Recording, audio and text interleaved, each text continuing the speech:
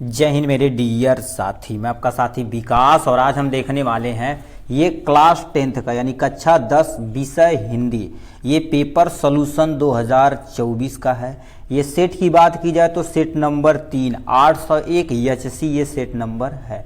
इसका जितना भी क्वेश्चन आएगा, ठीक है, जितना भी क्वेश्चन आएगा उसका हम संपूर्ण हल इसमें देखने वाले हैं। चाहे वो तुम्हारे पास एमसीक्यू हो, उसके साथ साथ तुम्हारे पास कुछ भी हो, ठीक है, उसको हम क्या करने वाले हैं इस वीडियो में एकदम अच्छे तरीके से, मतलब डिटेल में 1 बाय 1 करके सबको एकदम डिटेल में देखने वाले हैं। ऐसा नहीं कि केवल 20 एमसीक्यू हम आपको बता के चले जाएंगे, नहीं, जितनी जीवनी होती सबकी जीवनी, और आपके जितने भी तुम्हारे पास खंड काव्य होते हैं, अपना जिले का नाम लिखिएगा प्लीज इस कमेंट बॉक्स में, उसका भी आपको तुरंत करा दिया जाएगा। उससे डिटेल, मतलब अब इसमें जितने भी आपके क्वेश्चन पूछे गए, चाहे वो निबंध हो, चाहे वो तुम्हारे पास क्या होगा पत्र लेखन हो, चाहे वो प्रार्थना पत्र हो, सब कुछ इस वीडियो में हम डिटेल में देखने वाले हैं। और याद रखने, आपका जो 24 फरवरी का आपको जो पेपर होने वाला, किसका 24 फरवरी का जो पेपर होने वाला, उसके एग्जाम के पॉइंट ऑफ व्यू से देखा जाए तो ये सेट बहुत ही इंपॉर्टेंट है। आप केवल कुछ साल भर आप कुछ भी हिंदी वगैरह में कुछ भी नहीं पढ़े ना, तो 2-3 साल का सेट आप क्या करिए, साल कर दीजिए, सॉरी 2-3 सेट आप सॉल्व करिए। जैसे सेट नंबर 1, 2, 3 ऐसे होता ना, सबको आप अच्छे तरीके से सॉल्व कर दिए। एग्जाम में एज इट इज आप 80 से लेके 90% क्या हो जाएगा, इसी से बाहर आने वाला नहीं है, ठीक है। तो इसको हम कैसे देखेंगे प्लीज 1 बाय 1 पूरा डिटेल में देखते हैं। चलिए इनके वीडियो की तरफ रुक करते हैं, ठीक है। और आगे की तरफ यदि हो सके तो प्लीज अब कॉपी पेन वगैरह बैठ जाइए लेके, ठीक है। जो आपको इंपॉर्टेंट हम बताएंगे उसे आप क्या करिएगा, नोट डाउन करते रहिएगा, ठीक है। तो चलिए अपने मेन मुद्दे पर चलते हैं, ठीक है। ठीक, तो यहाँ से देख सकते हैं आपका पहला, यानी जितना भी आपके पहले क्वेश्चन रहेंगे सब आपके पूरे तरह से देखा जाए तो एमसीक्यू रहने वाले हैं, ठीक है। ठीक है, ये आपका पूरा टोटल देखा जाए तो इधर एमसीक्यू, तो टोटल 20 एमसीक्यू आपको बता देना चाहते हैं। 20 एमसीक्यू यानी 20 एमसीक्यू क्वेश्चन को किस पे, OMR सीट पे आपको अच्छे से करना रहेगा, ठीक है। तो चलिए इनकी तरफ रुक करते हैं। इसमें पहला क्वेश्चन आपके सामने दे रखा, प्लीज ध्यान से सुनिएगा, जितनी भी चीजें बोली जाएंगी प्लीज आप ध्यान से सुनिएगा। इसमें सबसे पहले क्वेश्चन यहाँ से पूछ दिया है चंद्रगुप्त, ठीक है। अब थोड़ा सा इसे पतला करते हैं। पहला क्वेश्चन आपके सामने ये रहा, लिख दिया चंद्रगुप्त रचना की विधा है। चंद्रगुप्त रचना की विधा मतलब वो निबंध है कि उपन्यासकार है या नाटक है या कविता है। आपको बता देते हैं चंद्रगुप्त तरह से देखा जाए तो एक तुम्हारे का नाटक है, तो यानी पहले का तुम्हारे पास क्या हो जाएगा, सी इज द करेक्ट ऑप्शन हो जाएगा, ठीक है। तो एक आंसर आप यहाँ से आराम से देख लिए। नेक्स्ट क्वेश्चन की तरफ रुक करते हैं। यहाँ पर देखिए क्या दिया गया है, ठीक है। इसमें क्या बोल दिया गया, ध्यान से सुनिए। इसमें पहले दीप जले शंख बजे के लेखक कौन है। दीप बज यानी दीप जले शंख बजे के लेखक तुम्हारे पास कौन है, कन्हैया लाल मिश्र जी है, ठीक है। तो कहीं दे रखा है, यदि प्रभाकर केवल लिखा रहे तभी आप मार सकते हैं क्योंकि शॉर्ट नाम इनका होता है। तो पहले ऑप्शन में दे रखा कन्हैया लाल, दूसरा तुम्हारे पास क्या होगा शांति प्रिय द्विवेदी, राम वृक्ष बेनीपुरी दे रखा, दूसरा दे रखा लास्ट एंड फाइनल दे रखा देवेंद्र सत्यार्थी।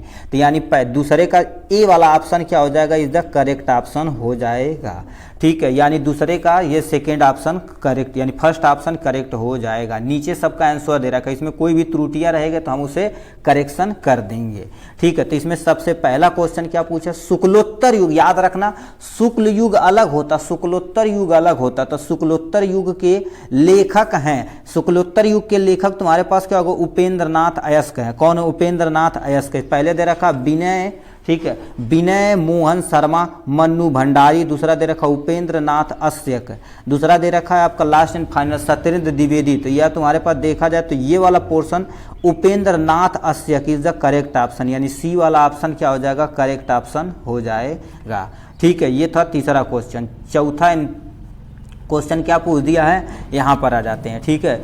चौथा नंबर क्वेश्चन पूछ दिया हजारी प्रसाद द्विवेदी लेखक हैं, ठीक है। मतलब ये जो कहानी यहाँ नीचे दिया गया इस सब का ना, ठीक है, इसमें आपको बताना पड़ेगा हजारी प्रसाद द्विवेदी, ठीक है, किसके लेखक हैं। इसमें से दे रखा, लिखा पानी के प्रचीर के, दूसरा तुम्हारे पास अपका बंटी के, दूसरा दे रखा बुध और समुद्र के, यानी बाण भट्ट की आत्मकथा के, ठीक है। तो ये यानी इसके रचयिता कौन है, इसके तुम्हारे पास क्या हो गया, हजारी प्रसाद द्विवेदी जो है, किसके, भाड़वत की, ठीक है।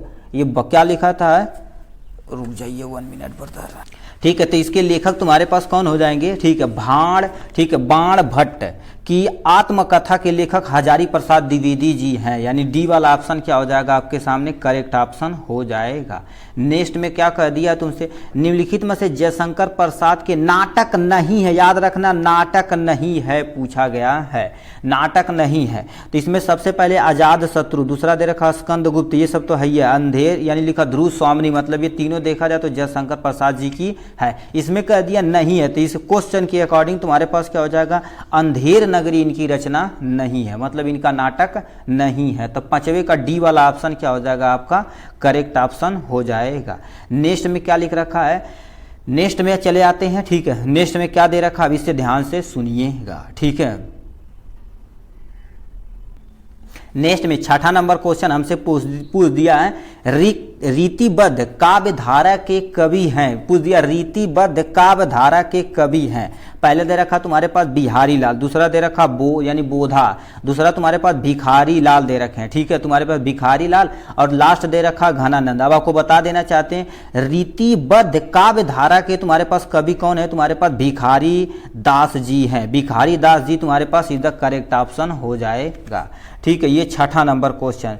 नेक्स्ट में क्या क्वेश्चन पूछ दिया, यहां पर आ जाते हैं। लिखा है पद्म भरण के रचयिता हैं, पद्म भरण के रचयिता कौन है। सबसे पहले सेनापति जी, दूसरा केशव जी, देखिए यहां पर पद्म कर दे रखा, लास्ट दे रखा भूषण जी। आपको बता देना चाहिए पद्म भरण के लिए तुम्हारे पास क्या हो गए, पद्माकर जी हैं, ठीक है। यहां पर क्या हो जाएगा, एक्चुअल में प्रभाकर होना चाहिए, पता नहीं क्या लिख रखे हैं, ठीक है। ये तुम्हारे पास करेक्ट ऑप्शन हो जाएगा, ठीक है, इज द करेक्ट ऑप्शन हो जाएगा। आठवां नंबर हमसे क्या क्वेश्चन पूछ दिया है, आठवें नंबर की तरफ रुक करते हैं, ठीक है। आठवां नंबर क्या पूछा है, ठीक है, यहाँ पर ये लिख रखा पद्म भरण के रचयिता तुम्हारे पास क्या होगा, पद्माकर जी हैं, ये पद्माकर लिखा गया है, तो Padmakar is the correct option हो जाएगा।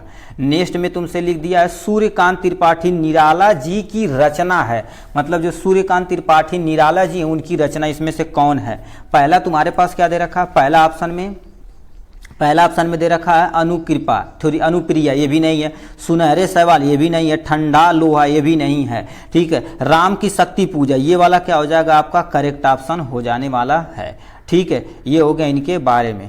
नेक्स्ट क्वेश्चन हमसे पूछ दिया है, क्या लिख दिया है हमसे, प्रयोगवादी, या लिखा प्रगतिवादी अलग होता, प्रयोगवादी अलग होता है, ठीक है। तो प्रयोगवादी कवि हैं, पूछा कवि अग्रवाल जी हैं, को भी क्या होगा भारत, ठीक है, भारत भूषण अग्रवाल जी हैं, कहीं ऑप्शन में दे रखा। पहला ऑप्शन तुम्हारे पास क्या हो जाएगा, यही करेक्ट है, ठीक है। तो 9वें का क्या हो जाएगा, पहला इज द करेक्ट ऑप्शन हो जाएगा, पढ़ने की आपको जरूरत ही नहीं है, ठीक है। उसके बाद तुम्हारे पास क्या दे रखा है, यहाँ पर आ जाते हैं, आंगन के पार, ठीक है, आंगन के पार द्वार के रचयिता हैं। ये देखा जाए तो कईयों बार ये क्वेश्चन पूछा गया है, ठीक है। आंगन के पार द्वार के रचयिता कौन है, यानी तुम्हारे पास गिरजा कुमार माथुर जी हैं, गिरजा कुमार माथुर जी हैं, नहीं आंगन के पार अज्ञे जी हैं, सॉरी बता, ठीक है। तो ये तुम्हारे पास क्या हो जाएगा, अज्ञे, मतलब ये सी वाला ऑप्शन क्या हो जाएगा, करेक्ट ऑप्शन हो जाएगा। तो ये भी रॉन्ग हो जाएगा, ये भी रॉन्ग हो जाएगा, ये भी मतलब सी वाला क्या हो जाएगा, करेक्ट ऑप्शन हो जाएगा। फिर तुमसे पूछ दिया, अब ये तो भाई हलवा क्वेश्चन दे रखा, करुण रस का स्थायी भाव होता है। आपको बता देते हैं, पहला ऑप्शन में दे रखा क्रोध, शोक, हास्य या भय। करुण रस का स्थायी भाव, तुम्हारी यदि परिभाषा थोड़ा सा पढ़े होंगे तो करुण रस का स्थायी भाव क्या होता है, शोक होता है, ठीक है। तो शोक इज द करेक्ट ऑप्शन हो जाने वाला है। नेक्स्ट में 12 नंबर क्वेश्चन क्या पूछ दिया, यहाँ पर आ जाते हैं, कम यानी चरण कमल बंदो हरिराई में प्रयुक्त अलंकार बताना। ये तो भाई आप बचपन से ही पढ़ते चले आ रहे हैं, कौन सा, यहाँ पर क्या होगा, ठीक है, चरण किसके समान बताया गया, यानी कमल, जो कमल का फूल होता है उसके समान, मतलब रूप के बारे में बताते हैं, यहाँ पर रूपक अलंकार हो जाएगा। तो उपमा अलंकार, उत्प्रेक्षा अलंकार, रूपक, तो रूपक क्या हो जाएगा आपका करेक्ट ऑप्शन हो जाने वाला है, ठीक है। तो रूपक अलंकार यानी जो क्या हो जाएगा करेक्ट ऑप्शन हो जाएगा। 13 नंबर पे आते हैं, 13 नंबर पर क्या पूछ दिया है, रोला छंद के प्रत्येक, ये लिखा प्रत्येक चरण में कितनी मात्राएं होती है। आपको देखिए ऐसे करके कामा, ऐसे करके फुल स्टॉप हो जाएगा।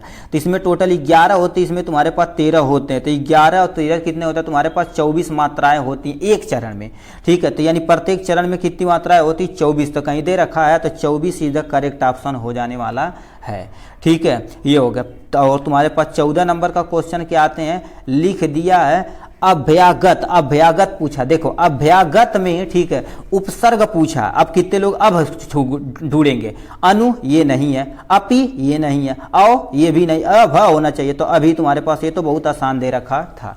ठीक, उपसर्ग मतलब ऐसे शब्द जो किसी के पहले लग जाते, जैसे तुम्हारे पास मान लेते हैं आपका यहाँ मूल्य लिखा हुआ, यदि आगे अ लगा दिया जाए तो ये अ तुम्हारे पास क्या हो जाएगा, उपसर्ग, और पूरे शब्द का अर्थ परिवर्तन कर देता है, उसी को उपसर्ग कहा जाता है।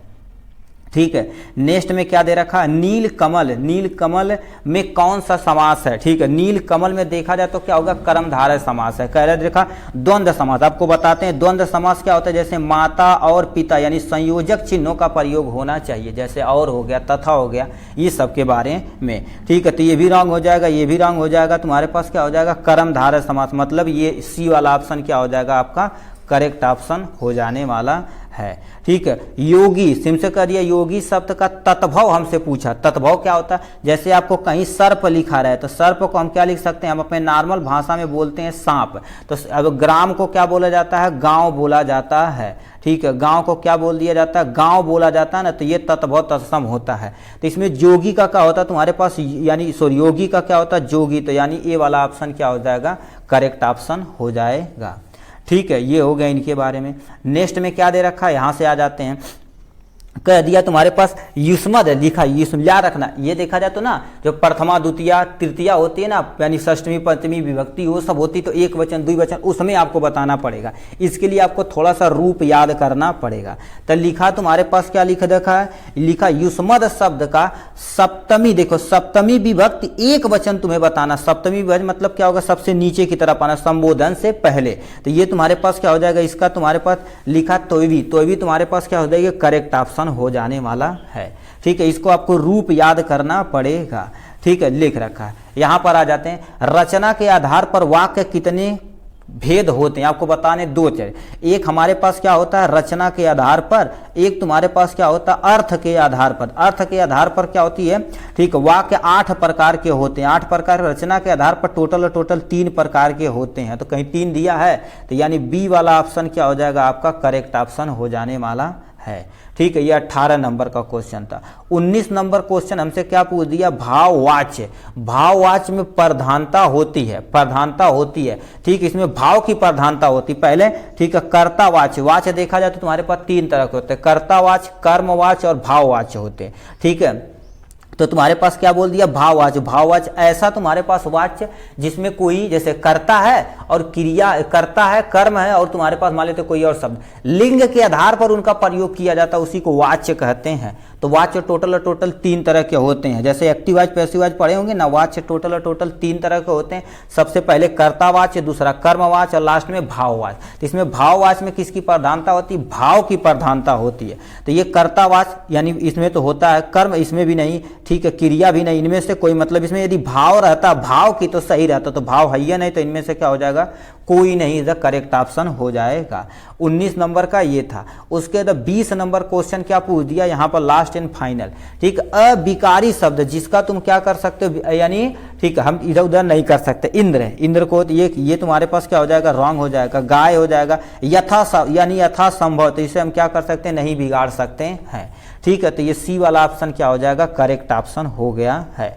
तो इस तरह से देखा जाए तो हमने इस तरह से पूरी के अच्छे से कोशिश कर ली है इसके बारे में। नेक्स्ट पे चलते हैं मेरे भाई, अब इस पे हम चलते हैं, क्या होगा अब देखिए, अब थोड़ा सा नोट डाउन करते रहिएगा। ठीक है, अब यहाँ से आपका क्या हो जाएगा, जैसे गद्य हो गया, पद हो गया, इनसे रिलेटेड जितना भी क्वेश्चन आएगा उस सबको हम अच्छे तरीके से एकदम डिटेल में करने वाले हैं इसके बाद। ठीक है, तो चलिए आपका स्टार्ट करते हैं।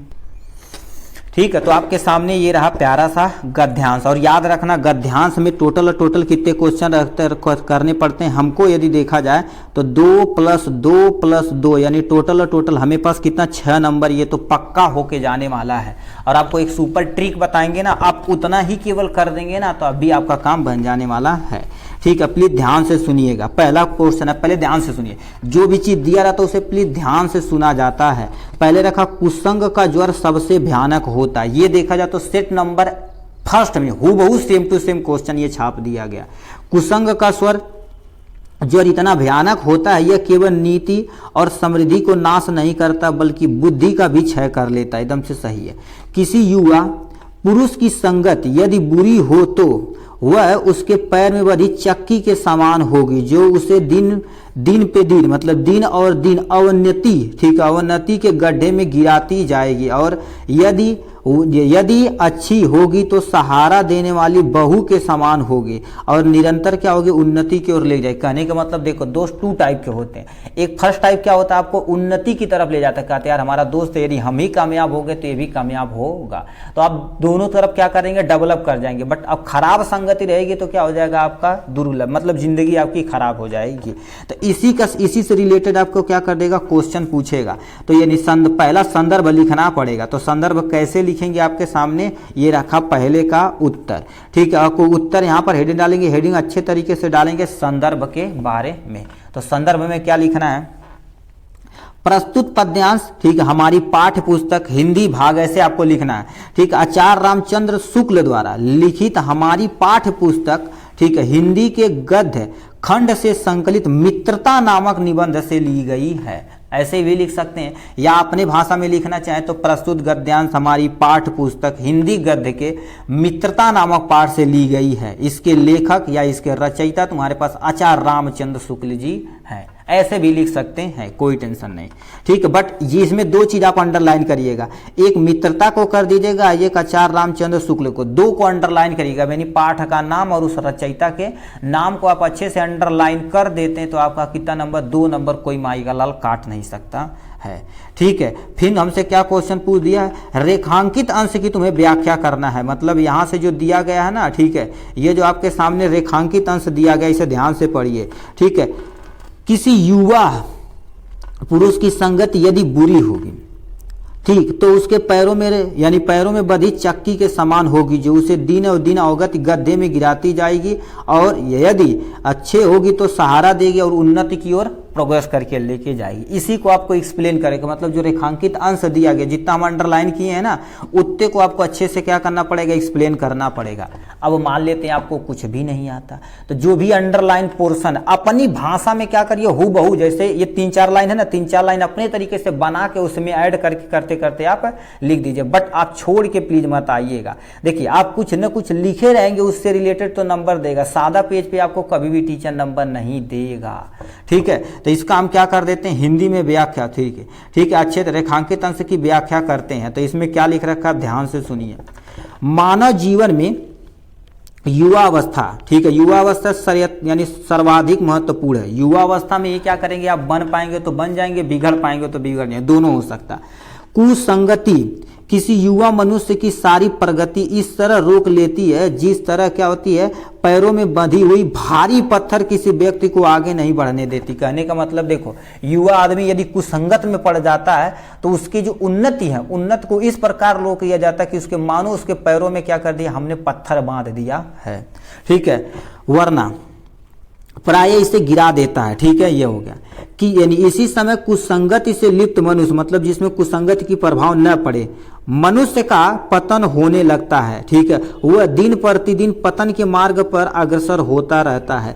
इसे विपरीत, ठीक है, अच्छी संगति हमारे लिए एक ऐसा दृढ़ता यानी बाह, मतलब कहते हैं हम तुम्हें बाह में पकड़ के उठा के लेके चले जाएंगे, मतलब सहारा होती है जो गिरने नहीं देती है। यपति, ठीक है, यपितु उन्नति के पथ पर निरंतर आगे बढ़ाती है और जमीन, ठीक है, जीवन की शुद्धि और सात्विक उन्नति को बनाता है। तो इतना चीज आपको क्या करना पड़ेगा, लिखना पड़ेगा, तब जाके आपका टोटल देखा जाए, ठीक है, तो ये आपका पोर्शन आपका इतना खत्म हो जाएगा। तो ये तुम्हारे पास रेखांकित अंश की व्याख्या दिया गया है। उसके बाद यहां से कह दिया है, लिखा सुदृश्य बाहु का क्या अर्थ है। मतलब ये जो आप पैराग्राफ पढ़े हैं ना, तो उसमें सुदृश्य बाहु का क्या अर्थ है, तो यानी मजबूत बाह है। कहते हैं हमारी बाजुएं बहुत स्ट्रांग है, सुदृढ़ मतलब बहुत स्ट्रांग है।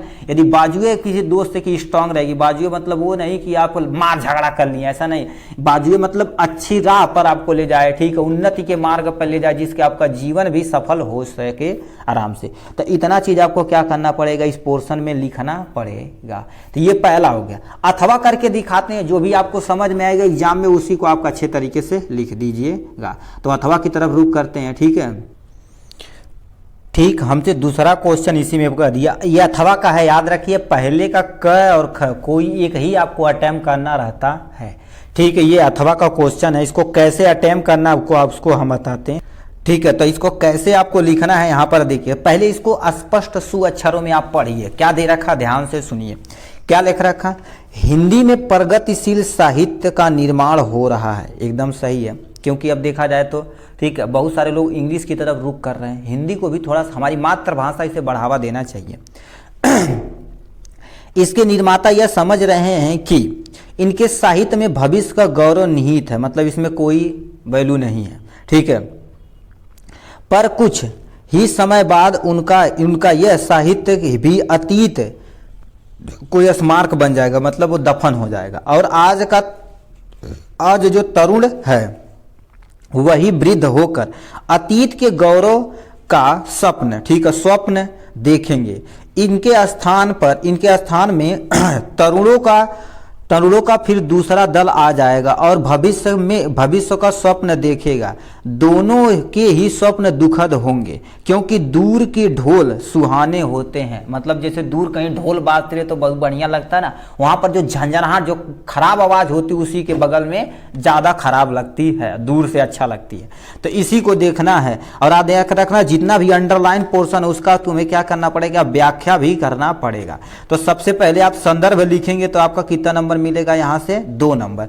तो लिखा गया प्रस्तुत पद्यांश हमारी पाठ्य पुस्तक हिंदी के गद्य खंड से, ठीक है, गद्य खंड से संकलित क्या लिखूं निबंध से। देखिए क्या लिखूं निबंध से क्या कर दिया जाएगा, इतना चीज आपको क्या करना पड़ेगा, लिखना पड़ेगा। ये क्या लिखूं निबंध से उद्धृत यानी उद्धृत है, मतलब संकलित है भी लिख सकते हैं। इसके लेखक श्री पदुमलाल पुन्नालाल बख्शी जी हैं।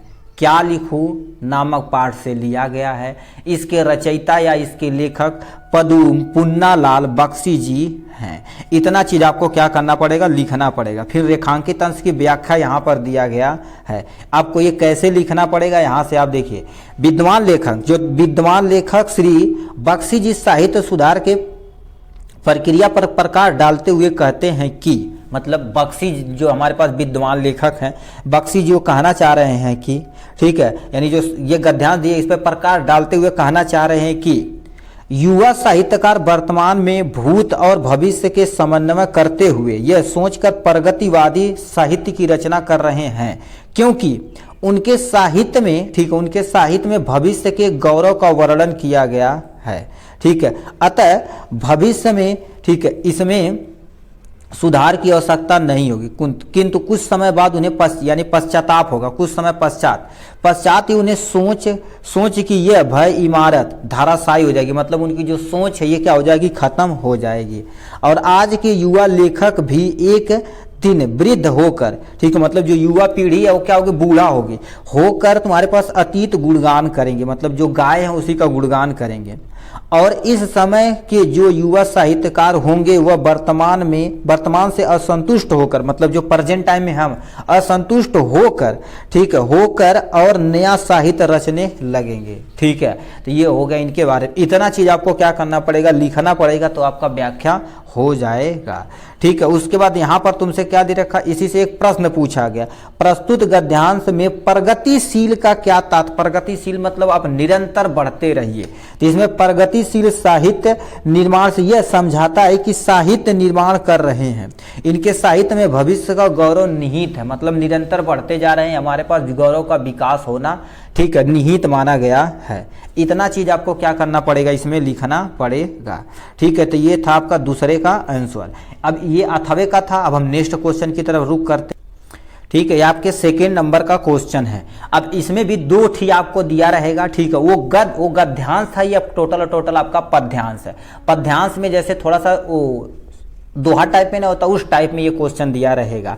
ठीक है, तो इसमें क्या दे रखा है, देखिए, गोरज कहाँ चला गया जी, ठीक है, यहां से कह दिया, गोरज बिराजे भाल लहलही मनमाल, आगे गया पीछे ग्वाल, गवा मृदु बनी रही, तैसी, ठीक है, तैसी धुनी बांसुरी की मधुर मधुर जैसी, बंक चितवनी मंद मंद मुस्कानी री। ठीक है, कदम विपट के निकट तटनी पर अटा चढ़ी पही पित पट फहराई री बरस बरसौआ तन तपानी बुझे व नयन, ठीक है, नयन प्राणी रिझावे वह आवे रसखानी री। मतलब ये जो दिया गया है ये देखा जाए तो कृष्ण जी के बारे में बताया जा रहा है, ठीक है, क्योंकि वही तुम्हारे पास क्या कर देते, गया के साथ जो तट पे जाके क्या कर देते, गया आराम से चरती थी और ये डालों पर बैठ के जो अपने वो कौन जो नहाती थी गोपियाँ उन्हीं को आराम से ये देखते थे कृष्ण जी, ठीक। अब इसके तो आप रचयिता तो भन्न से बता देंगे, रसखान जी हैं, ठीक है। तो इसको कैसे लिखना है, ठीक, आपको बता देते हैं, ठीक है। अब इसका सबसे पहले आपको क्या करना पड़ेगा, संदर्भ सहित व्याख्या करना पड़ेगा। तो देखिए क्या, प्रस्तुत पद्यांश हमारी पाठ्य पुस्तक हिंदी के काव्य खंड से संकलित कवित्त, याद रखना कवित्त शीर्षक से अवतरित है। अवतरित मतलब लिखी गई और लिया गया, ऐसे भी लिख सकते, कोई टेंशन नहीं। इसके रचयिता कवि रसखान जी हैं। क्या होगा, रसखान जी हैं। लिखा यह पद्यांश, ठीक है, यह पद्यांश उनके प्रसिद्ध ग्रंथ सुजान। अब देखिए याद रखना यहाँ जैसे रसखान की कोई पूछेगा ना तुम्हारे पास कौन सी रचना है, तो सुजान रसखान से लिया गया है, ठीक है। मेनली आपको दो चीज लिखना, उसे अंडरलाइन करिएगा, ये हो गया और ठीक है, रसखान जी हो गया। दो चीज आप अच्छे तरीके से अंडरलाइन करिएगा तो आपका इसी पे 2 नंबर सिक्योर होगा, ठीक है। अब नेक्स्ट पे आते हैं, इसके तुम्हारे पास जो अब यहाँ से क्या दे रखा है, इसमें से देखिए 2 चीज दिया गया, चाहे आप इसे एक्सप्लेन करिए चाहे नीचे किसी एक को एक एक्सप्लेन करेंगे, काम अपना बन जाएगा, या दोनों का करना चाह रहे हैं तो दोनों का कर सकते हैं। लिखा गोरज के बीच कृष्ण के सुंदर रूप सजीव चित्रण कवि किस प्रकार की है। मतलब जब गया आगे आगे आ रहे हो तो उनके पीछे पीछे कौन आ रहे हैं, हमारे कृष्ण जी आ रहे हैं, उनके पीछे जो ग्वाला है वो है, तो उसी के तुम्हारे पास बताना पड़ा गोरज के बीच, मतलब गयों के बीच जो श्री कृष्ण जी हैं उनके सुचित्र सुचरण वर्णन करना है अच्छे तरीके से। अब इसमें क्या लिख रखा है, प्रस्तुत पद्यांश में शाम के वक्त वन से गायों को चरा कर लौटे श्री कृष्ण के सौंदर्य का वर्णन करते हुए गोपियां, ठीक, अपनी सखी से कहती हैं कि हे सखी ये वह देखो कृष्ण जी आ रहे हैं। मतलब सखियां कह रही हैं कृष्ण जी आ रहे हैं। उनके मस्तक पर गायों के पैरों से, ठीक, उड़ने वाली धूल लगी है। मतलब जब गया चलती है तो उनसे धूल उड़ती है, तो उनके जो धूल है वो क्या होगा, जैसे जस्ट लाइक के पाउडर हो जाता है, ठीक है, पाउडर लगे हुए हैं, मतलब धूल लगे हुए। गले में लहराती हुई ताजे बन के फूल की माला है, क्योंकि यहाँ पर देखिए अभी भैंस चराने गाय जाएंगे बन में ना, तो हम ही सब लोग क्या करते हैं, पेड़ और चढ़ पे खूब वो लखनी लाख गोड़ वगैरह खेलते हैं, कुएं से पानी निकाल के पीते थे, आम मार के खाते थे एकदम मस्त तरीके से, ठीक है। फिर क्या लिख रखा, आगे गया, ठीक है, देखिए आगे आगे गया आ रही है, उनके पीछे पीछे ग्वाले आ रहे हैं, वे मीठी बाड़ी, ठीक है, मीठी बाणी में गाते आ रहे हैं, मतलब कृष्ण जी गाना गाते आ रहे हैं। इसी तरह से उनका सचित्र वर्णन किया गया है। चलिए और पढ़ लेते, ये मजेदार है भाई, ठीक है। इसमें क्या रखा है, इनकी टेढ़ी दृष्टि, मतलब दृष्टि मतलब जैसे थोड़ा सा तिरछा टाइप में, जैसे कहते तिरछी नजर मार दिल वाला, ठीक है। तो मंद मंद मुस्कान जितनी सुंदर है उतनी ही मधुर मधुर इनकी बांसुरी की ध्वनि है, ठीक है। हे सखी यमुना नदी के किनारे, ठीक है, लिखा कदम्ब के वृक्ष के नीचे कृष्ण बहुत सुंदर लग रहे हैं, आओ अटारी पर चढ़कर इनके पीले वस्त्र को फहराना देखें। देखो सखी वह रस आनंद की वर्षा उनके शरीर की तापन को मिटा रही है, ठीक है। यह आनंद का भंडार उनकी आंखों और प्राणों को रिझाता है और यानी अत्यंत आनंद प्रदान करते हैं, ठीक है। चाहे आप देखो दोनों को एक्सप्लेन मिक्स करके आप एक्सप्लेन कर दीजिएगा, कम से कम 4-5 लाइन आपका हो जाएगा, ठीक है। तो ये हो जाएगा इनके बारे में। नेक्स्ट में लिखा ऊपर जो अंडरलाइन किया गया था, रेखांकित अंश की तुम्हें क्या करनी है, व्याख्या करके बतानी है। तो इसमें सखियां क्या कह रही हैं, और हे सखी देखो, ठीक है, देखो हुआ रस, रस मतलब आनंद है किसकी, भाई देखो यहीं पर लिखे थे वर्ष, यहाँ पर उनके जो ऐसे लेटे हुए आराम से बारिश हो रही है, कदम के वृक्ष से जो पत्तियों से पानी गिर रहा है उसका वो मजा ले रहे हैं। तो लिखे हैं आनंद की वर्षा कर शरीर की तपन को मिटा रहे हैं, मतलब उनको जो धूप लग रही है उन्हें मिटा रहे हैं। वह आनंद का भंडार हमारी आंखों और प्राणों को रिझाता, अत्यंत आनंद प्रदान करता है। इतना चीज आप लिखेंगे तो आपका कितना नंबर सिक्योर होगा भैया, टोटल और टोटल हो जाएगा एकदम मजे तरीके से, ठीक है। तो ये होगा इस क्वेश्चन का आंसर। चलिए नेक्स्ट क्वेश्चन की तरफ रुख करते हैं मेरे भाई अच्छे तरीके से, ठीक है, तो यहाँ पर नेक्स्ट क्वेश्चन आ जाते हैं उसी गद्यांश से, अथवा करके दिया, चाहे आप वो करिए चाहे आप ये करिए। यहाँ से देखिए, फूल झरता फूल शब्द नहीं, फूल झरता फूल शब्द नहीं, बच्चा गेंद उछलाता है यानी सदियों पर, ठीक है, सदियों के पार लोकती, ठीक है, लोकती उसे एक बच्ची, ठीक, बूढ़ा गाता एक पद, दोहराता है दूसरा बूढ़ा, भूगोल और इतिहास से परे किसी दलान में बैठा हुआ। मतलब ये जो दिया गया है इसको आपको क्या करना पड़ेगा सा, देखिए सबसे पहले आपको क्या करना, संदर्भ सहित संदर्भ लिखना पड़ेगा। संदर्भ में आप जान ही रहे क्या करना। फिर अंडरलाइन, जो ये 3 अब 4 लाइन नीचे अंडरलाइन किया गया है ना, इस अंडरलाइन पोर्शन को आपको अच्छे तरीके से क्या करना पड़ेगा, एक्सप्लेन करना पड़ेगा। आप अच्छे तरीके से एक्सप्लेन करेंगे तब जाके आपका टोटल कितना हो जाएगा। यहीं से देखिए, बूढ़ा गाता, ठीक है, बूढ़ा गाता यह गद्य, ठीक है, दोहराता है दूसरा बूढ़ा, भूगोल और इतिहास के परे किसी दलान में बैठा हुआ। यहां तक आपको मतलब ये नीचे जो 4 लाइन हमने पढ़ी है इसको अच्छे से आपको एक्सप्लेन करना पड़ेगा। तो इससे 3 क्वेश्चन पूछेगा। तो सबसे पहले कवि व शीर्षक का नाम, मतलब संदर्भ है, आपको लिखना पड़ेगा। यहाँ साफ साफ लिखा कवि और शीर्षक का नाम, संदर्भ नहीं कहा, सीधे बोल दिया है, ठीक है, मतलब वही चीजें करनी है, ठीक है। तो ये क्या लिखा गया, अब इसे आते हैं, ठीक है। पहले क्वेश्चन का आंसर क्या दे रखा है, उत्तर यहाँ से आ जाती है, क्या लिखा है, ठीक है, ये क्या बोल दिए जी, ठीक है, यहाँ पर आ जाते हैं। लिखा, प्रस्तुत पद्यांश हमारी पाठ्य पुस्तक हिंदी के काव्य खंड से संकलित भाषा का एकमात्र अनंत, मतलब भाषा का, ठीक है, भाषा एकमात्र अनंत है, शीर्षक से अवतरित है, मतलब संकलित या लिखा गया, कुछ भी लिख दीजिए।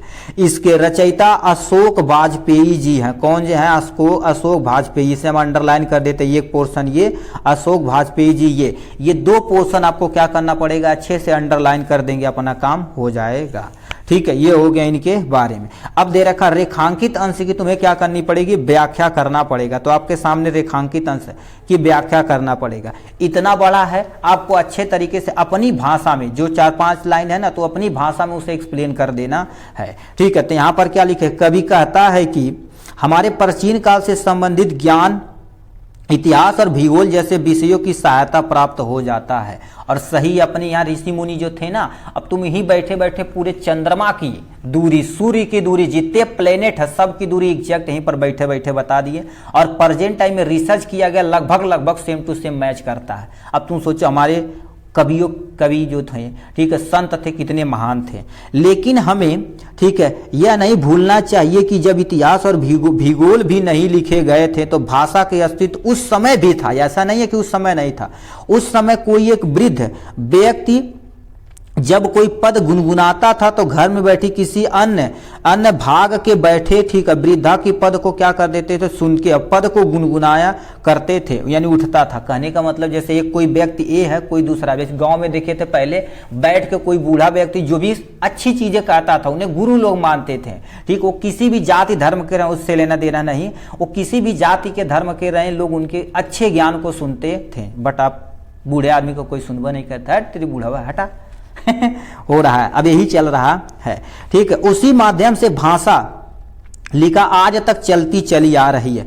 कवि के कहने का अभिप्राय यह है कि भाषा, ठीक है, भाषा की यानी विद्यमानता किसी न किसी रूप से सदा रही चलती आ रही है। ऐसा नहीं कि भाषा का विकास आज हुआ, कईयों सदियों पहले हुआ है, ठीक है। तब भी उस समय क्या कर देते थे, बहुत सारा चीज लिखा गया है। पुनः कवि कहता है कि न बच्चा रहेगा न वृद्धा, क्योंकि बच्चा एक समयांतराल का वृद्ध हो जाएगा। मतलब जो बेबी है, बच्चा एडल्ट होगा, एडल्ट से क्या होगा, वृद्धा छोड़ के जीवन चला जाएगा।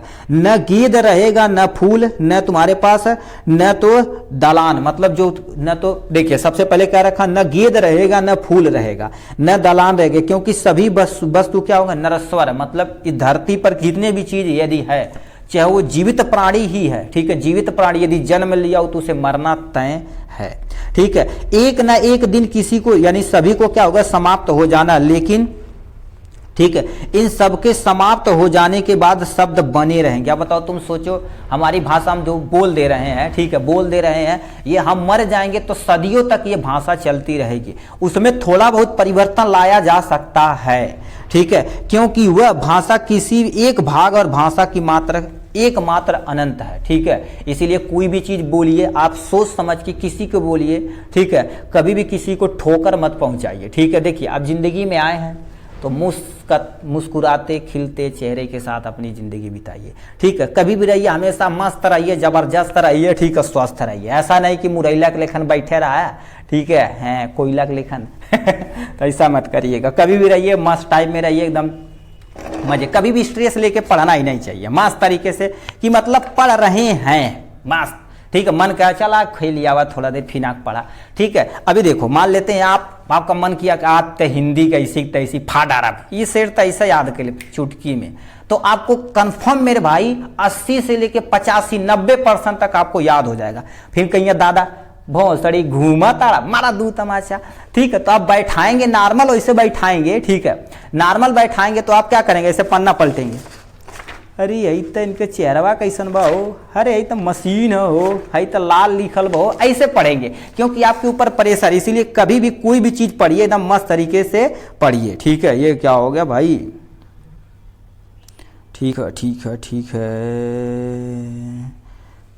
कभी भी कोई भी चीज जिंदगी में पढ़िए तो मस्त तरीके से पढ़िए, कोई कभी भी टेंशन लेके ना पढ़िए। टेंशन देने का नहीं जिंदगी में, हमेशा टेंशन लेने का नहीं टेंशन देने का है भाई, ठीक है। तो यहाँ पर लिखा है कवि पद्यांश किसकी विशेषता कर रहे हैं, तो तुम्हारे को कवि पद्यांश में कवि ने प्रकृत अन्य वस्तुओं को नरस्वर मतलब क्या होगा मानते हुए भाषा की एकमात्र अत्यंत अमर बताया जा रहा है, ठीक है। तो ये था आपका इसके पॉइंट के बारे में, ठीक है। चलिए नेक्स्ट क्वेश्चन की तरफ रुक करते हैं मेरे भाई, ठीक है। तो यहां से आपका तुम्हारे पास ये संस्कृत वाला पोर्शन आ गया है, ठीक है। तो संस्कृत भाई थोड़ा सा हमको कम ही आती है, ठीक है, आपको बता दिए। देखिए आपको क्लू खोजना, कोई भी चीज रहे क्लू खोजना है, ठीक है। ये 23 नंबर का क्वेश्चन है।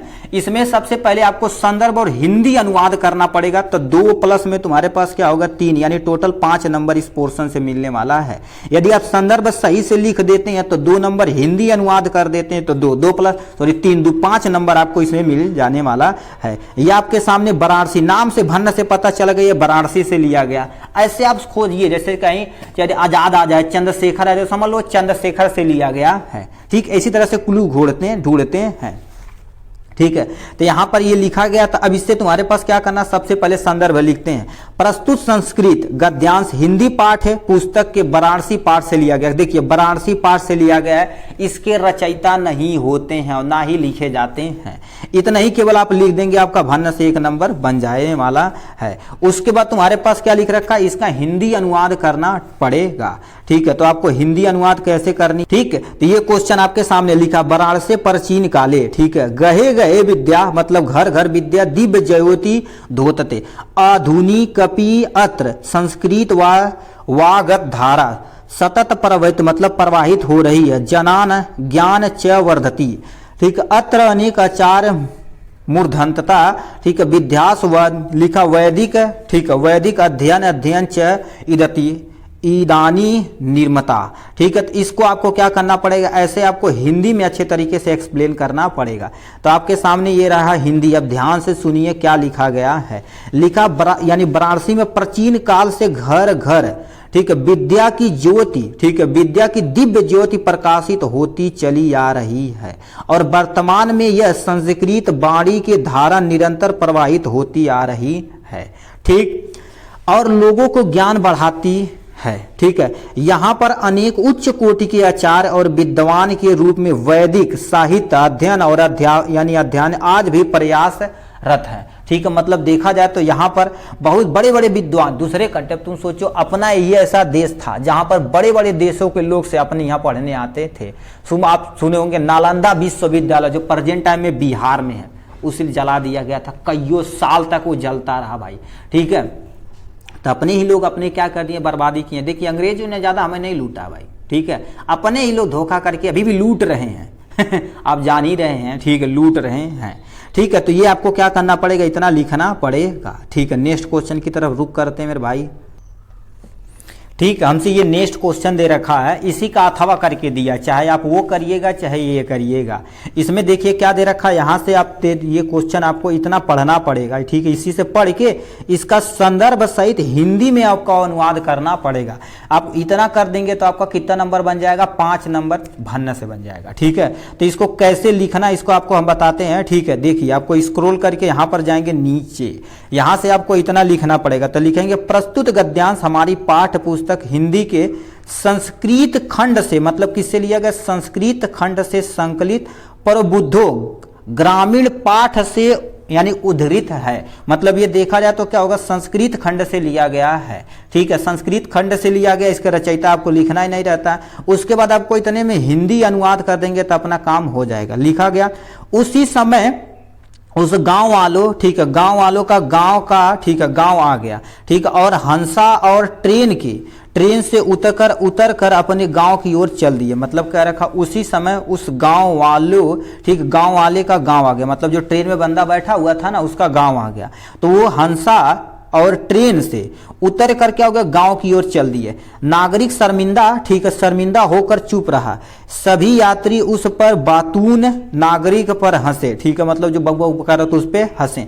वह नागरिक को एहसास हुआ कि ज्ञान हर जगह संभव है। इसीलिए कोई भी चीज बोलिए ना तो आप सोच समझ के बोलिए। मान लेते आधा अधूरा ज्ञान आपको लिए दिक्कत हो सकती है, ठीक है। तो बात सुनी जाती है ना, ठीक है, सुनते नहीं बात को, आ जाते हैं आधी रात को, फिर कहते हैं भैया अंधेरा है, ठीक है। इसीलिए पूरा बात सुनेंगे नहीं। हम मान लेते हम बोल देंगे कि 12 बजे दिन को आना, रात में आ गए, कहेंगे अरे गुदीता नेरा बहो दिक्कत हो जाएगी, ठीक है। इसीलिए बात किसी का भी बात अच्छे तरीके से और ध्यान से सुनना चाहिए, ठीक है। ये हो गया इनके बारे में। अब हम क्या करेंगे, ठीक है, इसे स्क्रॉल करके आगे जाएंगे, ठीक है। स्क्रॉल करके यहाँ से जाएंगे, ये भाई तू ऊपर ले ले, ठीक है। तो यहाँ पर नीचे दिए गए तुम्हारे पास, देखिए ये श्लोक दिया गया ना। अब यहाँ से श्लोक आएगा, किसी एक श्लोक का आपको संदर्भ और हिंदी में आपको अनुवाद करना रहेगा।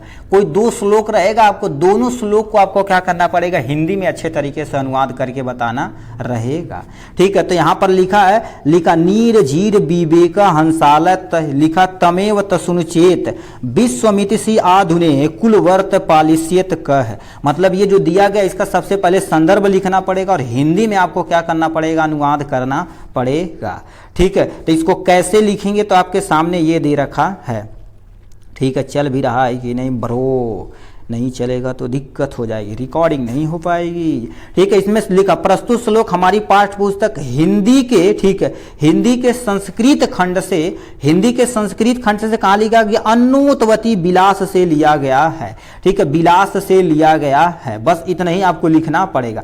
उसका हिंदी अनुवाद आपको लिखना पड़ेगा। नीर मतलब हे हंस, यदि तुम ही दूध और पानी को अलग करने में आलस करोगे, मतलब कह रखे हैं हंस, क्योंकि हंस माना जाता है दूध और पानी को अलग कर सकता, दूध को पी लेगा, पानी को ही छोड़ देगा। अलग करने में आलस करोगे तो, ठीक है, अब इस संसार में, ठीक है, इस संसार में अपने कुल धर्म का पालन कौन करेगा। अर्थात यदि विवेकशील लोग ही, ठीक है, अपने कर्तव्य का पालन में आलस्य करेंगे, ठीक है, तो तुम्हारे पास क्या हो रहा, तो फिर कुल धर्म का पालन कौन कैसे करेगा, कौन करेगा। कहने का मतलब अपनी वजह से हो रहा है। देखिए पूरी देश की जिम्मेदारी एक नेता के हाथ में दी जाती है और नेता ही भ्रष्टाचार हो जाए तो अपना देश का जान ही रहे हालत कैसा हो रहा है ठीक है। तो अब सारी चीजें आप ही लोग क्या हो गए, आने वाले भविष्य के उज्जवल है, ठीक है। आप ही लोग यदि आप चौपट हो जाएंगे तो देश चौपट है ही है। आप पढ़े लिखे इंसान ही देश को आगे बढ़ा सकता है। किसी भी क्षेत्र में जाइए, पढ़े लिखे इंसान ही, मतलब पढ़े लिखने मतलब नहीं वो ABCD रट्टा मार के बैठा नहीं, जो समाज के बारे में, अपने बारे में, सबके बारे में सोच के बराबर चलता, वही आप देश को प्रकट यानी अच्छे तरीके से कर सकता है। और इस समय जान ही रहे जो देश के प्रति सही बोलेगा उसे जेल में डाल दिया जा रहा है, ठीक है।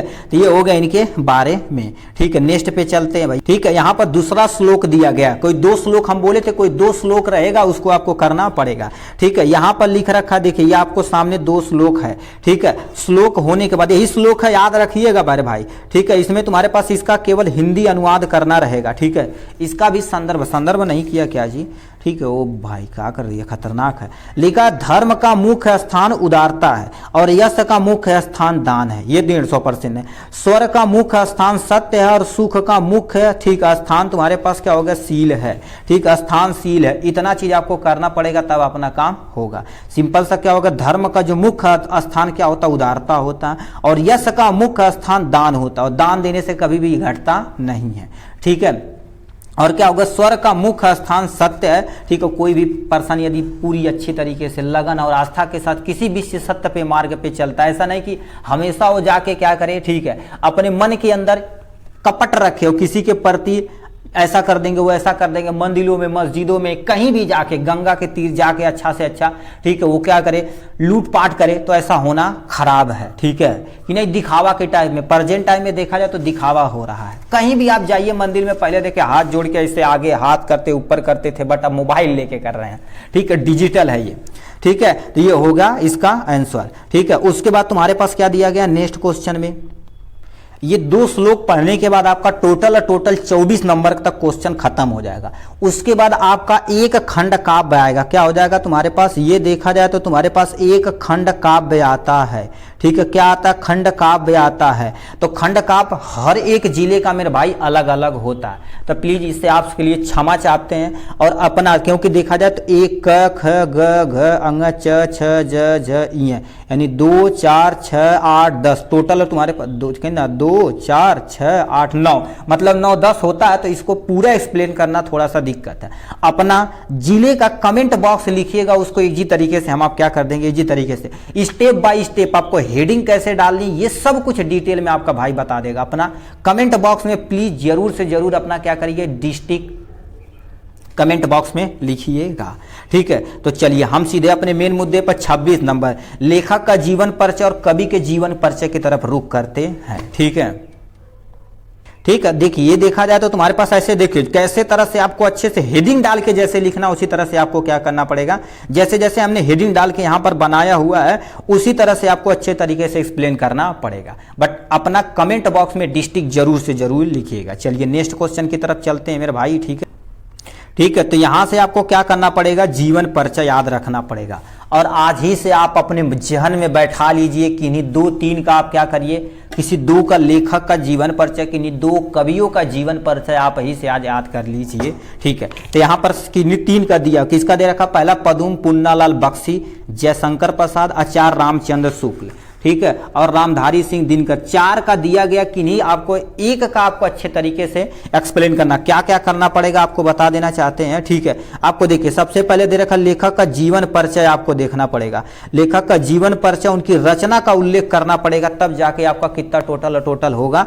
यहां से टोटल 5 नंबर बन के आएगा। मतलब जीवन परिचय लिखेंगे 3 नंबर, रचना के बारे में उल्लेख करेंगे 2 नंबर, तो टोटल से 5 नंबर आपका बन जाने वाला है इस क्वेश्चन से।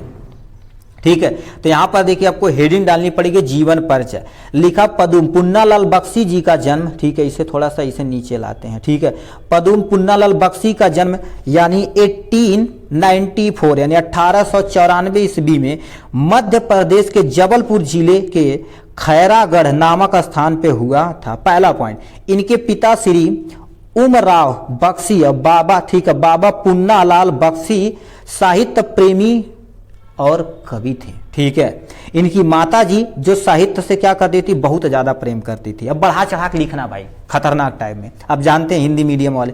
अतः परिवार के साहित्य वातावरण के का प्रभाव इनके मन पर गहरा पड़ा और ये विद्यार्थी जीवन में ही कविता लिखने स्टार्ट कर दिए थे।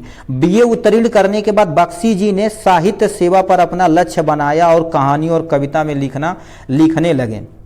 द्विवेदी जी बख्शी जी की रचना और योग्यता से इतना प्रभावित थे कि ठीक है, अपने बाद इन्होंने सरस्वती की बागडोर बख्शी जी की सौंपी। ठीक है, कि ना द्विवेदी जी ने सौंपी थी। द्विवेदी जी के बाद 1920 से लेकर 1927 ईस्वी तक उन्होंने कुशलता पूर्वक सरस्वती के, ठीक है, सरस्वती जी के लिखना चाहिए था, ठीक है, संपादक का कार्य किया। वे नम्र स्वभाव के व्यक्ति थे, मतलब जो बख्शी जी थे नम्र स्वभाव के व्यक्ति थे और ख्याति से दूर रहते थे, यानी वैराग, ठीक है, वैरागढ़ में बैरागढ़ के हाई स्कूल में अध्यापन कार्य करने के पश्चात इन्होंने पुनः सरस्वती संपादन भार संभाला। 1971 से लेकर 1977 वर्ष की आयु में निरंतर सेवा ठीक है करते हुए निधन हो गए। बख्शी जी ठीक है, यानी बख्शी जी मऊ यानी बहुमुखी प्रतिभा के धनी थे। इनकी रचना तुम्हारे पास निम्न है, तो यहाँ पर दिया गया है पोर्शन कईयों रचना है जो सामने क्या दिया गया। और याद रखना नहीं, रचना लिख के छोड़ दीजिए, रचना के बारे में थोड़ा सा उल्लेख करिए कि निबंध है कि नाटक है उपन्यास क्या है, ये भी तो नहीं लिखना पड़ेगा। तो यहाँ पर निबंध हमने देखिए क्या, निबंध में जैसे तुम्हारे पास पंचमात्र, पद्मावन, तीर्थ रेणु, परवड़ता रिजात और तुम्हारे पास कुछ बिखरे पन्ने और मदम भिक्खु यात्री तुम्हारे लिए तीर्थ साहिल आदि क्या हो गया यहाँ पर लिख दिया गया है। काव्य संग्रह देखा जाए तो तुम्हारे पास सत दल हो जाएंगे और आंसू दल हो जाएंगे यहाँ से। ठीक है, नेक्स्ट में तुमसे लिखा झलमला और अंजलि, तुम्हारे पास इसकी रचना दी गई है। आलोचना देखी जाए तो तुम्हारे पास साहित्य ठीक है, हिंदी साहित्य विमर्श, विश्व ठीक है, विश्व साहित्य, हिंदी उपन्यास साहित्य और हिंदी साहित्य शिक्षा तुम्हारे पास दी गई है। मतलब इतना सारा बहुत सारा आपको क्या करना पड़ेगा, लिखना पड़ेगा। ठीक है, ये हमारे पुन्नालाल बख्शी जी का प्यारा सा चित्रण किया गया है। ठीक है, इतना चीज आपको करना पड़ेगा तो आपका जो कि कितना नंबर मिल जाएगा, 5 नंबर सिक्योर हो जाएगा।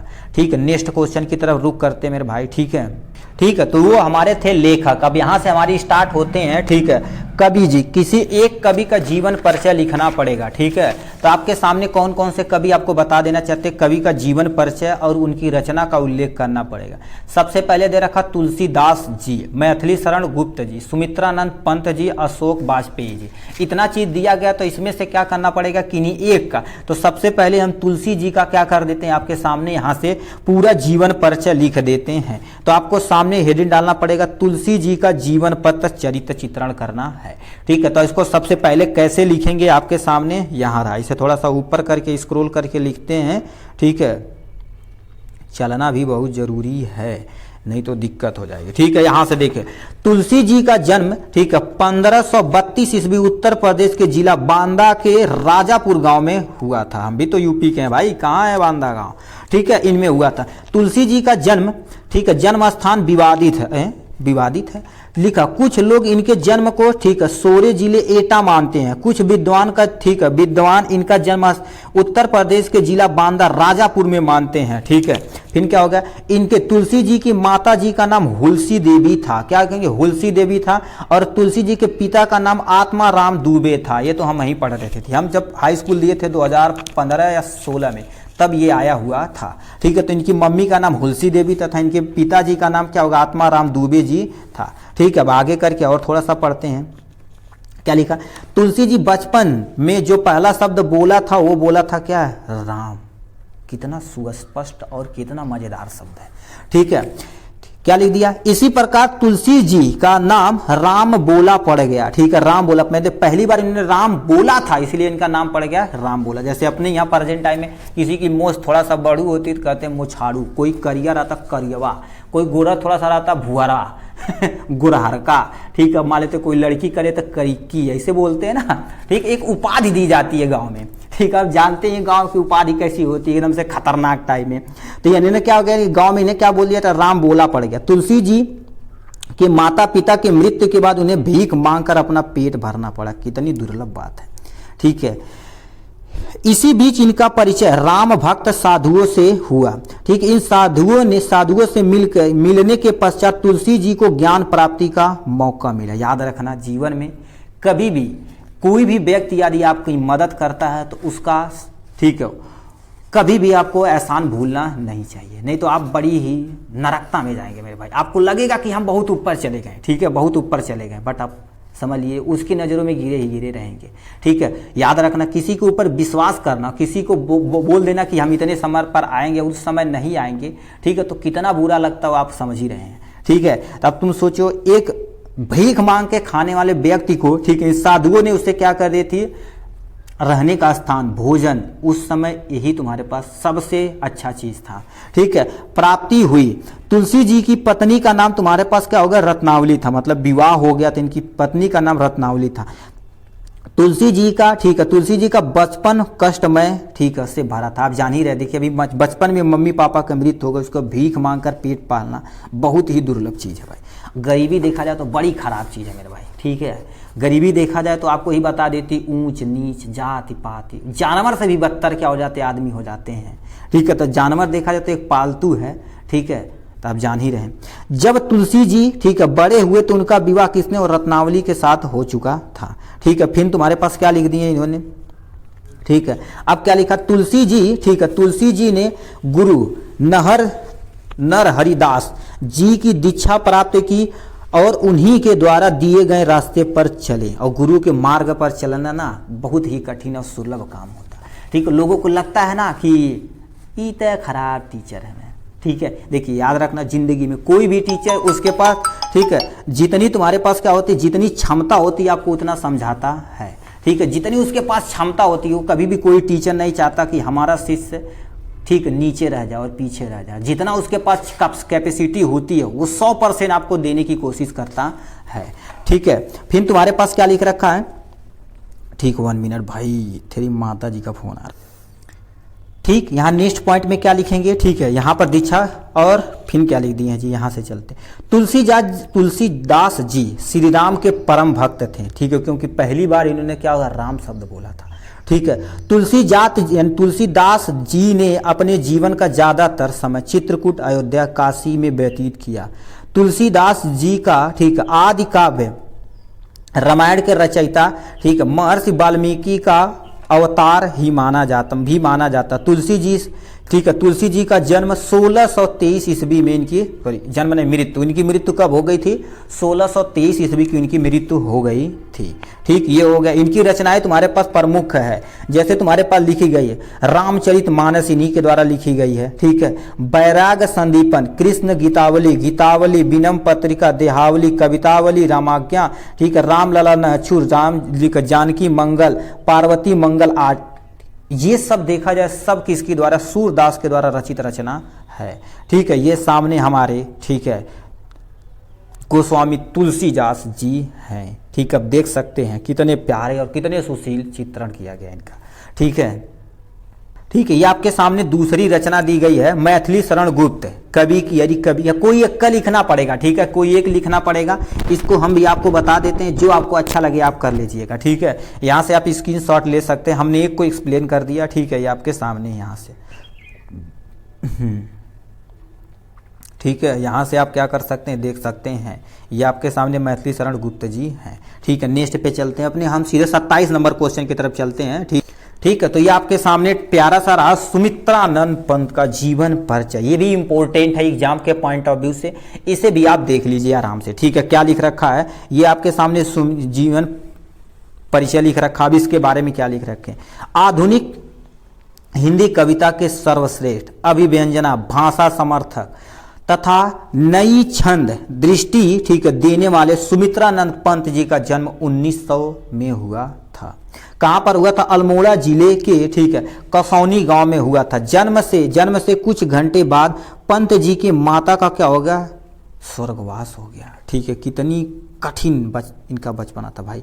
इनका बचपन का नाम तुम्हारे पास क्या था, गुसाई दत्त था, ठीक है, गुसाई दत्त था। इनकी प्रारंभिक शिक्षा अल्मोड़ा में हुई थी। 1919 में पंत जी ने इलाहाबाद में आए और मेयोर सेंट्रल कॉलेज में दाखिला लिया, ठीक है, यानी हुआ।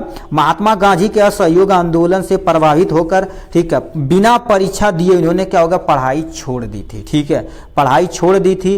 फिर आगे क्या लिख रखा है, पंत जी के, ठीक है, पंत जी को साहित्य, ठीक है, साहित्य अकादमी पुरस्कार और भारतीय ज्ञानपीठ पुरस्कार से सम्मानित किया गया। पंत जी का निधन तुम्हारे पास क्या होगा, 1977 में हो गया है। इनकी रचनाएं जो तुम्हारे पास सामने दी गई है, पंत जी की कई है, बीड़ा, ठीक है, ग्रंथि, पल्लव, गुंजन, लिखा गुरु, ये युगांत, ठीक है, युगांत, गुड़ावली, ग्रामया, ठीक है, सौरभ, ये सब दिया गया है, ठीक है। इतना तुम्हारे पास हो जाएगा इन सब चीज़ों के बारे में, ठीक। ये हो गया यहाँ से। अब हम आते हैं नेक्स्ट की तरफ, रुक करते।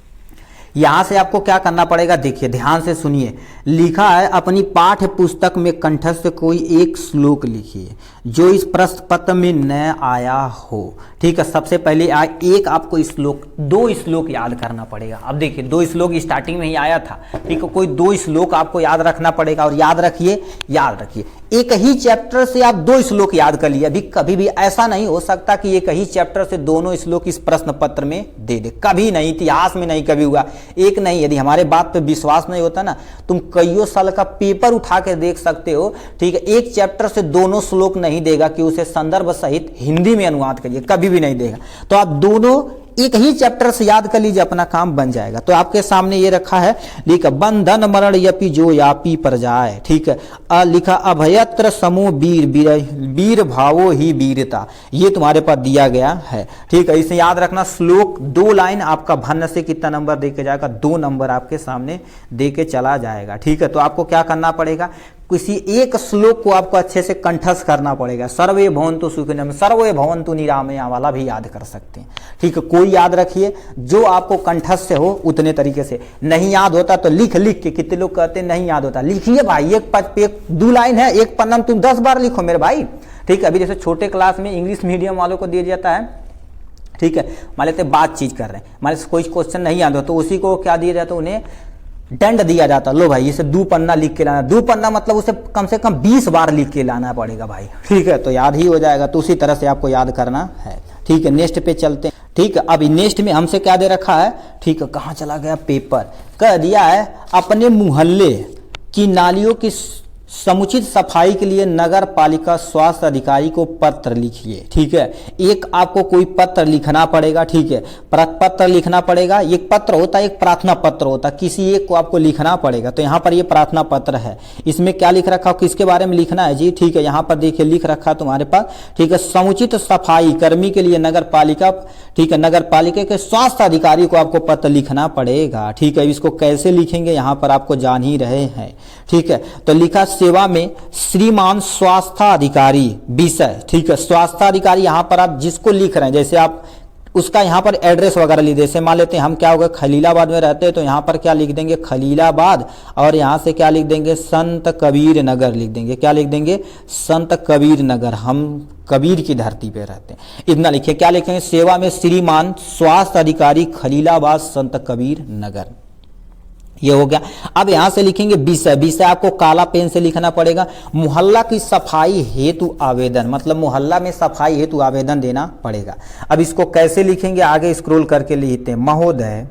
ठीक है, देखिए आपको रेड नाला पर महोदय सविनय निवेदन है कि दौलतगंज, अच्छा ये नाम दे रखा वहां पर, तो यहाँ पर आप दौलत की जगह गंज की जगह क्या, यदि आप एड्रेस वहां खलीलाबाद डालें तो यहाँ खलीलाबाद डाल देंगे। ठीक है, कि गलियों में, ठीक है, नियमानुसार सफाई की उचित व्यवस्था न होने के कारण मच्छरों और मक्खियों का प्रकोप है।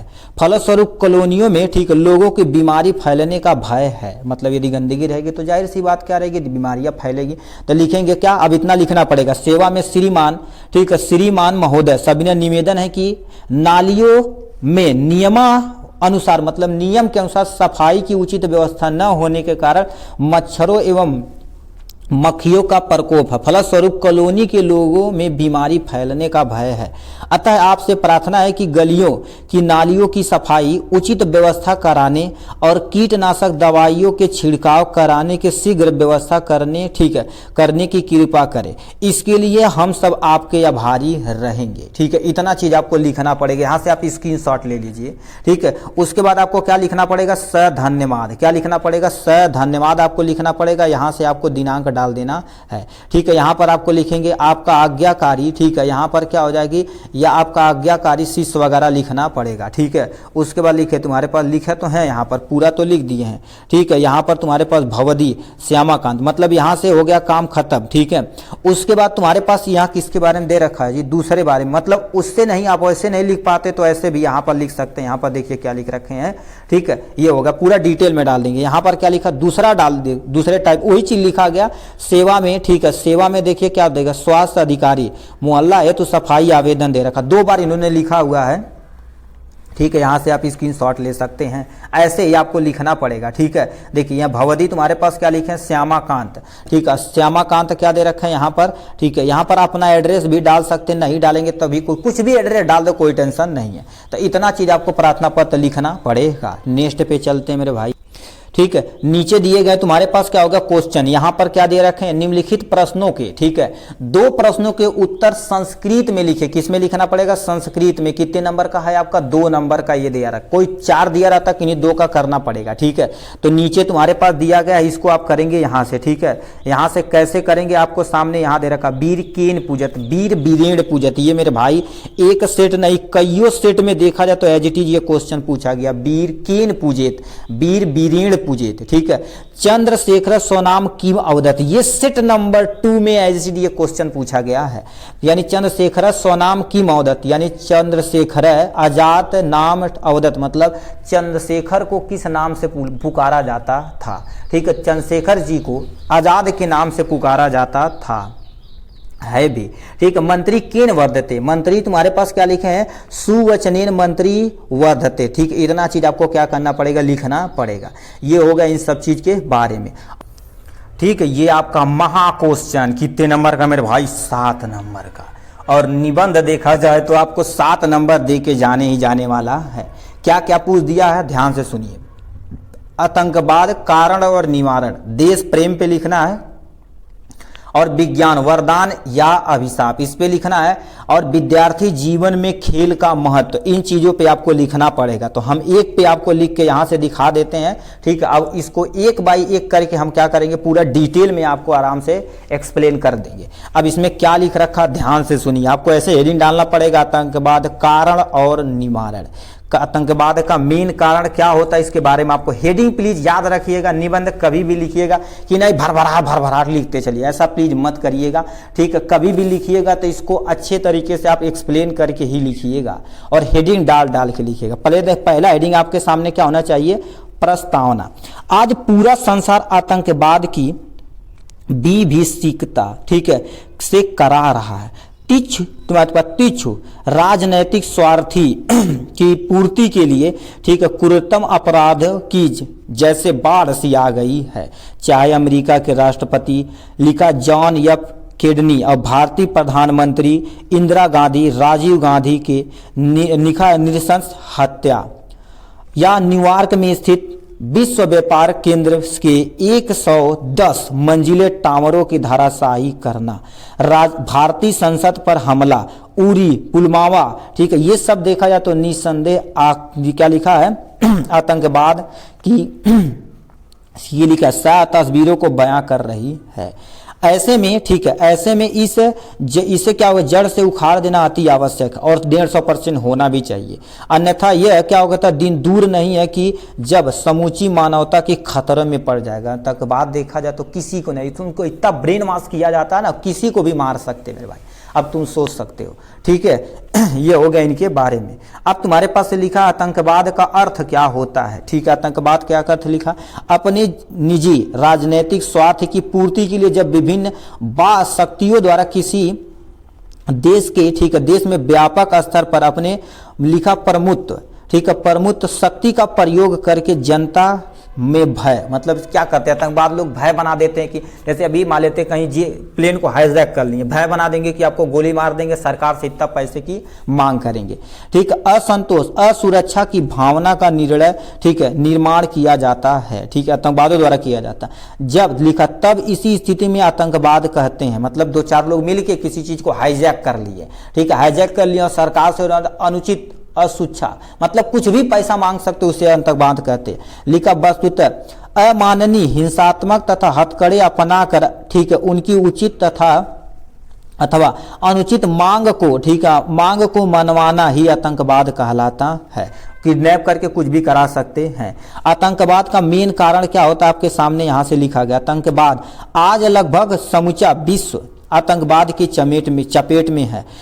अब तो जनता के साथ साथ सरकारों को भी आतंकवाद का सामना करना पड़ रहा है।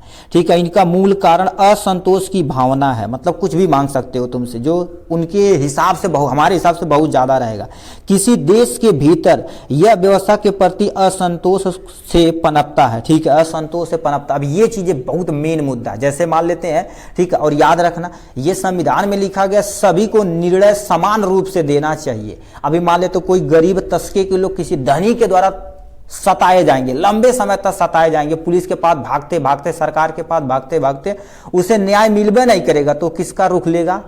उसके पास। अब बताओ, तो वो देख कर ही देख रहा है कि हमारे पास सब साबुत होने के बावजूद भी उसे निर्णय नहीं मिल रहा है, तो आतंकवाद की तरफ भागेगा। मतलब वो, ठीक है, जो असंतोष है वो किसकी तरफ भागेगा? आतंकवाद की तरफ। वही आतंकवाद बनता है। ये सरकार ही बनाती है भाई, पुलिस, यही सब तो बनाते हैं। यदि आप बताइए सही से निर्णय ले, उसे फैसला मिले, तो काहे वो आतंकवाद बनेगा? नहीं बनेगा भाई। बट ये हो ही रहा है, अब जान ही रहे हैं।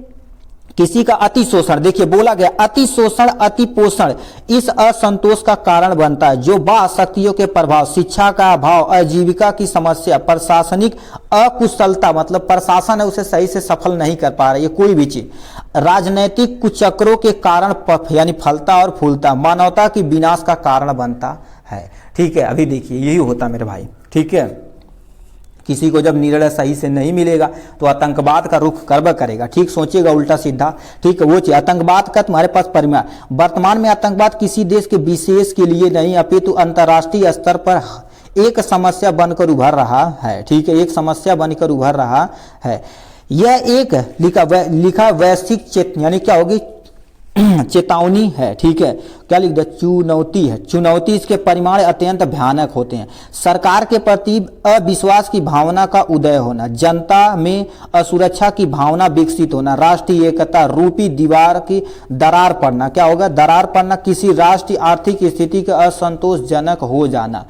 ठीक है, आतंकवाद के ही तुम्हारे पास दुष्प्रभाव पड़ते, तोड़फोड़, अपहरण, लूट खपोड़, बलात्कार, हत्या, ये सब देखा जाए तो तुम्हारे पास क्या होगा? आतंकवाद को विचारधारा ही देती है। पढ़े लिखे लोग खराब चीजें देखेंगे तो आपके अंदर क्या होगी? एक भावना उत्पन्न होगी देश के प्रति। ठीक है, तो वही चीजें बोली जाती है। आतंकवाद को रोकने का मेन उपाय क्या होता है? जब आतंकवादी ठीक गतिविधि विश्व के लिए क्या करे तो गंभीर समस्या बन चुकी है, इस समय का ठीक वास्तविक तथा अंतिम समस्या तो अहिंसा द्वारा ही संभव है, किंतु नैतिक शिक्षा के व्यापक प्रसार, बाह्य और विधक्त शक्तियों की कठोरता से दमन राजनीतिक एकता को बढ़ाता है और जनता में जागरूकता एवं ठीक है सौंदर्य की भावना को उत्पन्न करता। ठीक है, इस प्रकार प्रभावी ठीक है क्या रोक लगाई जा सकती, लोगों को ज्यादा से ज्यादा शिक्षित किया जाए, हर एक पर्सन को, मतलब कोई भी पीड़ित प्राणी हो उसे क्या कर दिया जाए? निर्णय साफ और सुंदर होना चाहिए, किसी के पक्ष और निरपक्ष तुम्हारे पास क्या होना चाहिए? निर्णय नहीं होना चाहिए। जैसे अभी गरीब तबके के लोग धनियों के द्वारा दबाए जाएंगे, उनकी सरकार नहीं मदद करेगी, पुलिस नहीं मदद करेगी, जनता नहीं मदद करेगी, तो आतंकवाद बनेगा ही। ठीक है, वो सोचेगा हम नहीं सीधे नहीं तो हम क्या करें, इन्हें अब आतंकवाद बनाएंगे और पुलिस को ही, सरकार को ही परेशान करेगा। एक्चुअल में देखा जाए तो सरकार ही तो आतंकवाद ठीक आतंकवाद बनाती है। ठीक है, यदि निर्णय देंगे तो नहीं बतेगा। अतः आतंकवाद को निपटाने के लिए आवश्यक है कि वैश्विक स्तर पर एकजुट होकर सार्थक प्रयास किए जाए। जो परिवार पीड़ित है उनके यथोचित यानी क्या लिखा यथोचित मदद की जाए, जिससे यह निराशा में आतंकवाद का रास्ता देखो पकड़ने से बच सके। देखिए साफ और सुस्पष्ट अक्षरों में लिखा हुआ है। ठीक है, ये होगा। अब लास्ट में हेडिंग डालेंगे उपसंहार के बारे में। ठीक है, उपसंहार मतलब जितना आप आतंकवाद पे पढ़े उसका कंक्लूजन क्या है? आतंकवादी मानवता के विरुद्ध होते हैं। ठीक है, ये इनके हृदय में तुम्हारे सरसरता सूख चुकी होती है, मतलब किसी के प्रति निम्रता भाव ये सब खत्म हो चुकी होती, क्योंकि ऑलरेडी उतने सताए होते हैं बेचारे। ठीक है, बट ऐसा आपको करना नहीं चाहिए। आतंकवाद का रास्ता देखा जाए तो आप ही के लिए, हमारे लिए, देश के लिए, दोनों के लिए नुकसानदायक होता भाई। इनके भीतर समाज उपयोगी सृजनात्मक विचार मर चुके होते हैं। ये तुम्हारे पास नए अथवा आतंक, ठीक है, आतंक के द्वारा, ठीक है, इनकी कुत्सिक विचारधारा को संसार पर थोपना चाहते हैं और असफलता मिलने पर हिंसा जैसे कुरूमता अपराध के उतर जाते हैं। ठीक है, इन पर ज्ञानोपदेश का कोई प्रभाव नहीं पड़ता है। सठे सठामम की ही इनका तुम्हारे पास उपचार हो सकता है। इन्हें भी मनुष्य की श्रेणी में रखकर, ठीक है, जो लोग प्रति मानव, ठीक है, व्यवहार के वकालत करते हैं, ठीक है, वकालत करते संभवतः वे न ही जाने जाते यानी मनुष्य की परिभाषित किए जाते हैं। अतः अब समय आ रहा है कि समूचा संसार, ठीक है, इसके विरोध उठ जाए और खड़ा हो जाए और सफलता, ठीक, अवश्य मिलेगी, क्योंकि जहां चाह है वहीं राह है मेरे भाई। ठीक है, इसीलिए सबको, सरकार को ही जाना चाहिए, लोगों को निर्णय मिलेगा तो काहे आतंकवाद बनेंगे भाई। भूखमरी न करिए, लोगों को प्रॉपर पेड़ भोजन करिए, ठीक है, दीजिए, नौकरी दीजिए जिसके लिए आप बने हुए हैं। ठीक है, तो इतना चीज़ आपको क्या करना पड़ेगा मेरे भाई, लिखना ही लिखना पड़ेगा। ये था आपका प्यारा सा सेट नंबर 3 का। यदि प्रयास अच्छा लगा होगा तो कमेंट बॉक्स में अपनी राय जरूर बताइएगा। ठीक है, और दूसरे सेट के लिए प्रेरित करिएगा। देखिए, आपको प्यारा सा एक कमेंट हमें बहुत ज़्यादा उत्साहित कर देता है। ठीक है, अब मान लेते हैं देख के लोग चले जाते हैं, लाइक और सब्सक्राइब भी नहीं करते हैं। ठीक है, उसमें भी डिमोटिवेशन, कितने लोग देखें बट कोई सब्सक्राइब नहीं किया। ठीक है, तो आपका थोड़ा सा ये प्यार हमें क्या कर दिया जाता है, हमें क्या चाहिए, थोड़ा सा आपका प्यार चाहिए, आपका प्यारा सा कमेंट चाहिए कि हाँ सर खराब पढ़ा रहे हैं, सही पढ़ा रहे हैं। चलिए, आज के लिए बस इतना ही। फिर मिलेंगे नेक्स्ट वीडियो में नेक्स्ट टॉपिक के साथ। और याद रखिए, तैयारी एकदम से तगड़ा बनाइए। जब आपका जो 24 फरवरी का पेपर आएगा एकदम फोड़ कर आइएगा आप, सेट नंबर 4। कल मिलेंगे नेक्स्ट टॉपिक के साथ, तब तक के लिए bye bye and take care.